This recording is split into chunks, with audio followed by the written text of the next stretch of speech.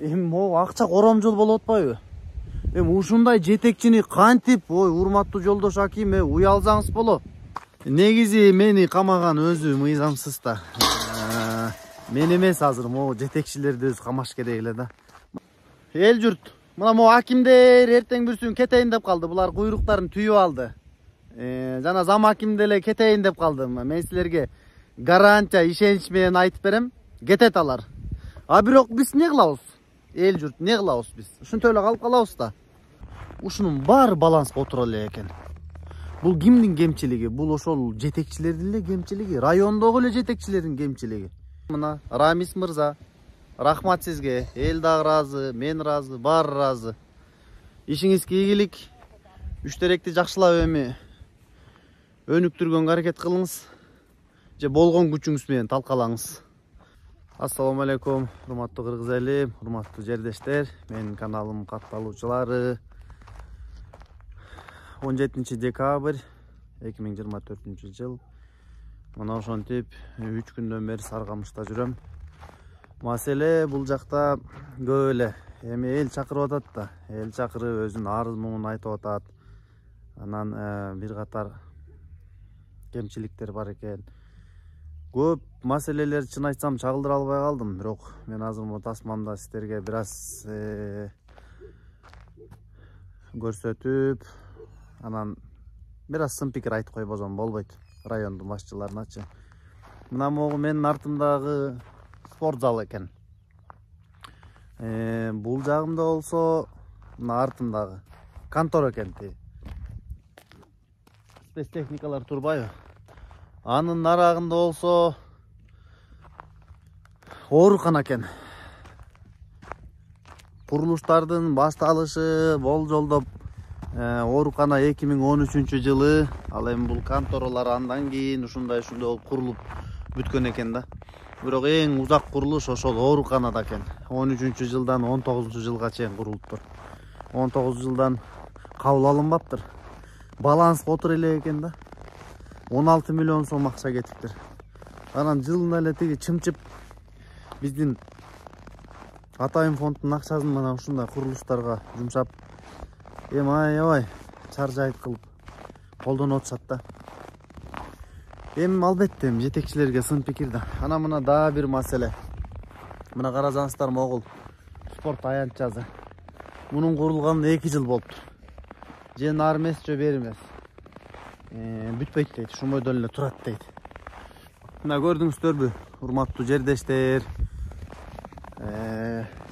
Урматтуу мына эгер бул видеолорун көрүп жүргөн Жалал Абадтагы башчылар, мамлекеттеги башчылар, жогорку кеңештин депутаттары көрүп калсаңыздар, мына бул Саргамыш айылында эми болжолдоп баш аяк эми бир топ эле миллионго салынган имараттарчы.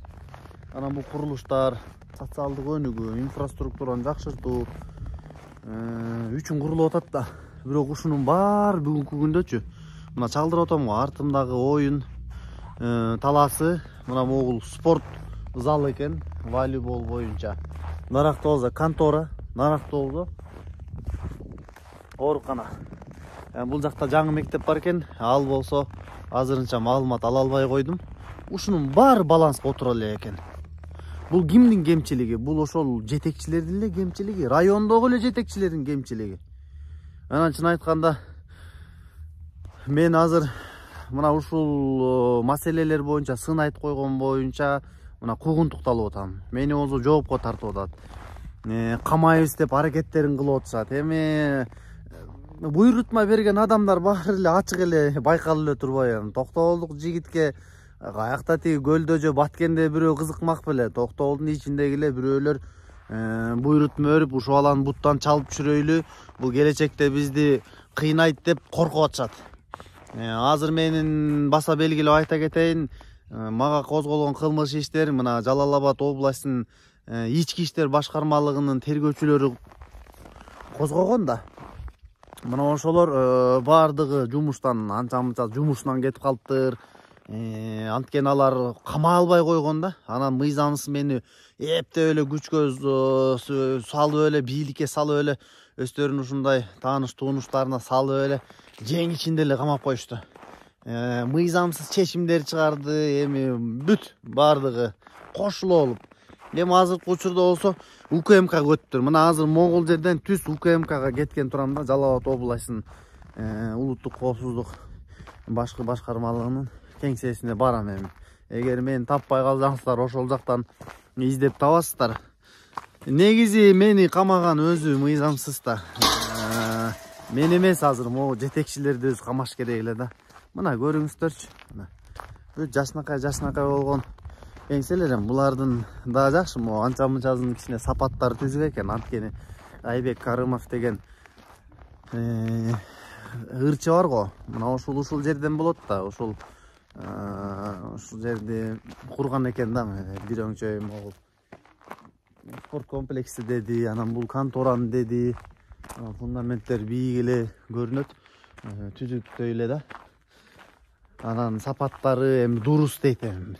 Тиги ооруканага карагандачы, оорукананы эртегистерге чагылдырам го бардыгын. Ал жак болсо жаракы болуп фундамент үгөлөнөм, ал билбейм канча кызмат кылат. 16 миллион эми талак эле чачылат да. Мына ушул райондун жетекчилиги мына ушундай же өзүнүн колуна албады жумушту, же бирөөгө өткөрүп бербеди. Анан эми негизи алар камалыш керек эле, мен эмес. Ушулар жоопко тартылыш керек эле. Анткени алар көрүп атасыз да, элдин акчасын кандай колдонуп атышат. Анан мунун баары келип эле кедергеси кимге тиет? Жогорку бийликке тиет, ишенбөөчүлүк, иштей албай атат деген сөздөр айтылат да. Биз тескерисинче жардам берип атпайлыбы? Мен жардам берип атпайм, мына ачык айтып. Бул болбойт. Иштеш керек деп атам да, тескерисинче. Аке, ал дагы оорукана. Анан бул жерде бюджет болсо 1 миллион 300 миң сом экен бир жылда. 1 миллион 300 миң сом. Мен бир жакшыраак бир коммерсанттын акчасы экен да, мындайча айтканда.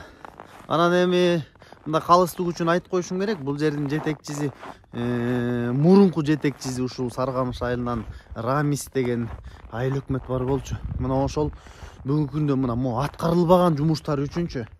Эми олар кабыл алып бүтүрүш керек эле да. Же баланста эмес, бул болсо жанагындай жыл сайын оңдоо түзөө иштери болуп турат дегендей, аны текшериш керек, кандай өнүгүп атат дегендей.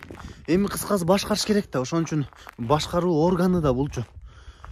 Көрүңүздөр, ушулардын баары жылдап, 7-8 жылдап кабыл алынган эмес. Анан азыр ылдый жакта дагы бир пилорама бар дейт, ошону да сиздерге көргөзүп коеюн. Ал дагы акча коромжол болду дейт, эми иштелбей эле жатат дейт. Көрдүңүздөрбү? Ушундай жетекчини азыркы Токтогул район акими жана дагы бир нече тийиштүү жетекчилери анын баарын атын атабай эле коеюн, бирок аким күнөөлүү болуп атат да бугачы. Ал болсо тескерисинче Үштерек айыл өкмөтүнө көчүрүп барып койду. Ал жактын жетекчисин бул жакка алып келип койду. Мына ушундай саясатта Үштеректиктер, эгер мени көрүп аткан болсоңор, мына мунугу маселелер баардыгы чечилген жок, баланска алынган жок, курулуштары сапат, чекесинен уурап атат. Бирок ошол жетекчини мына көтөрүп алып барып койду. Берде 1 миллион 300 миң сомду түзүгүрөк башкарып албаган жетекчини алып барып койду. Эми калыстык үчүн айтып коюшум керек. Ал инсанды деле тааныйм. Ага барып деле бир күнү ушул суроолорду беребиз. Ушуга кандай жооп беребиз депчи. Ал эми Үштерек айыл өкмөтүнүн бүгүнкү күндө бюджети 30 миллион сом. Мына 1 миллион 300 миң сом менен 30 миллион сомдун айырмасы 30 эсе көп болуп атпайбы? Ушундай жетекчилерди алып барганда күйүп кетесиң да. Не деген саясат бул? Бул эмне деген саясат бул? Токтогулуктар ушун үчүн ушулардын мындай кандай десем, сасык саясатын, мындай жең ичинде сүйлөшкөнүн, тиги бул жогорку кеңештин депутатына тартып ошолордун мындай кызматын кылып, эптеп өмүрүн узартса, биз отура беришибиз керекпи? Алар эртең кетет да. А мен өзүмдүн мына чын патриоттуулугумду дагы тыштай албай, могу маселелер менен күрөшкөнүм ушудан болуп атат да. Анан жыйынтыгында мен камалгандан күйүп кетесиң да. Мен эмнеге камайт? Эмне ушул маселелерди айтканым үчүнбү? Мен дагы айтам. Зам аким шайлоодо акча тараткан, райымдын акчасын. Мындай деле айтам. Кетириш керек аларды. Аким мына иштей албайт. Мен ачык эле айтып атпайбын алар. Мен эмне үчүн анчын куугунтукты алышым керек экен. Мен биринчиден жогорку кеңешке чыгып күрөшүп, эл мага ишенип канча добушун берген. Мына ошолор мага түрткү болуп атпайбы? Ошолор мени мындай тынч отургузбай атат да. Эми ишенсе мындай жаңы мындай кадам, жаңы доор, жаңы мындай коомду пайда кылам деген жигитмин да мен. Ошон үчүн күрөш берип атам. Бир күндүк мен какым белем, чыгып эле жок болуп учурганды учуп кете тургандай. Андай эмес. Эл берген мандатты мен элдин өзүнө иштетем. Эмне кылмай элем аны мен? Чөнтөмө салып эмне кылмай элем? Ошондой да. Анын значогун анан кийин тиги корочкасын алып жүрө бермек белем. Мына достор. Ошон үчүн күрөшүп мына маселелерди айтып атам. Мен дагы чагылдырам. Ушундай мынакей Саргамыш айылы мен бүгүн ушинтип акыркы күнүм колдон келишинче чагылдырдым. Бөлүшүп турасыздар. Аны ушул эми сурак берип, мени кайра мага жардам берген ордуна мени куугунтуктап ушинтип кыйнап атышат. Адан коркпойбуз биз эми акпыз анткенич. Эмнеден корком мен ушул элдин маселесин эл чакырып атат, чайын берип атат. Мына жардам сурап атат, юридикалык билимимди берип атам, жардам берип атам, кагаздарын жазып берип атам. Анан эми көйгөйлөрдү бир чекесинен көргөзүп атам, баарына жеткиликтүү болсун деп. Азыр эми жүрүңүздөр, немени көргөзүп коеюн сиздерге. Пескоблок чыгарган станокту. Мына ошентип иш чабал достор. Анан мен сын айтпаганда ким айтат анан? Кошомат кылып отура берсе көнүкпөйт го. Биз жардам беребиз, тескерисинче өлкө башчыга. Анан жана көрө албагандар, кошоматчылар мени камайын деп кыйналып атышат. Кыйнала берсин. Кудай турат, эл тараза. Анан эми ал деле ойлошпосун да, жоопсуз калат депчи. Кези келгенде биз да жоопту беребиз. Эч адан корко албайбыз.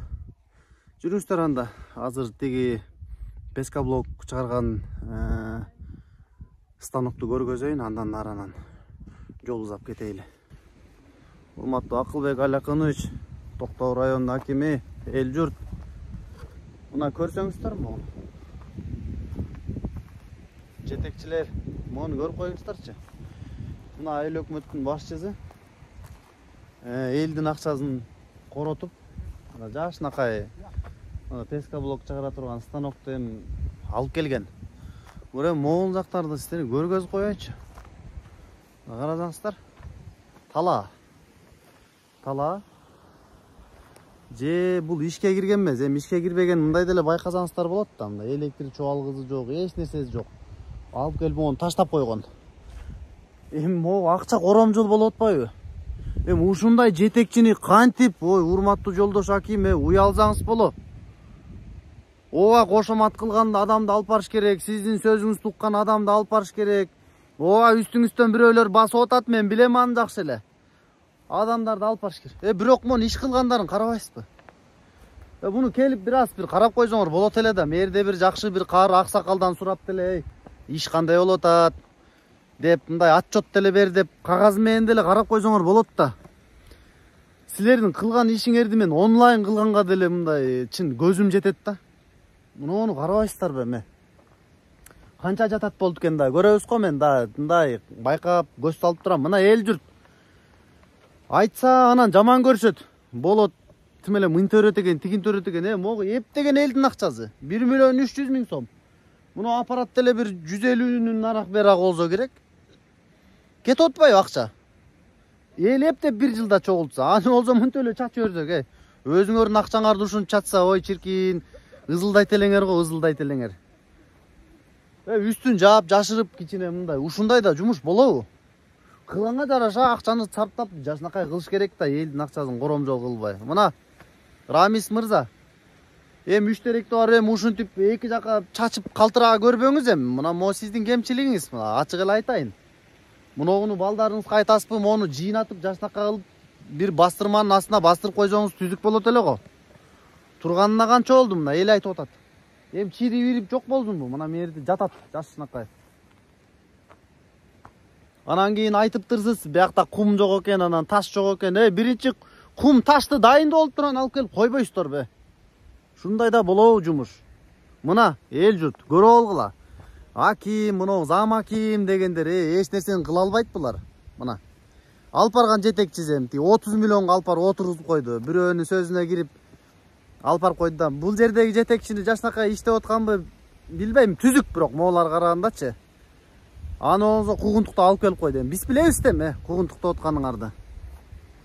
Мынакей. Эл журт. Мына могу акимдер эртең бүрсүн кетейин деп калды. Булар куйруктарын түйүп алды. Жана зам аким деле кетейин деп калды. Мен силерге гарантия, ишенич менен айтып берем, кетет алар. А бирок биз не кылабыз?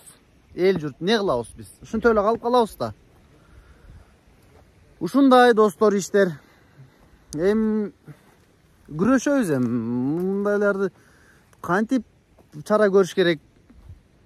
Биздин бир адилеттүү, билбейм, Токтогулду курировать аткан депутаттар адилеттүү болсо ушулардын баарын иреттебей коя болбойт буларың. Бир түзүгүрөөк кадрларды алып келсек, иш кичине алдыга жылат эле да. Мен айтпайм, аябай өнүгүп кетебиз деп, бирок алдыга жылмак да.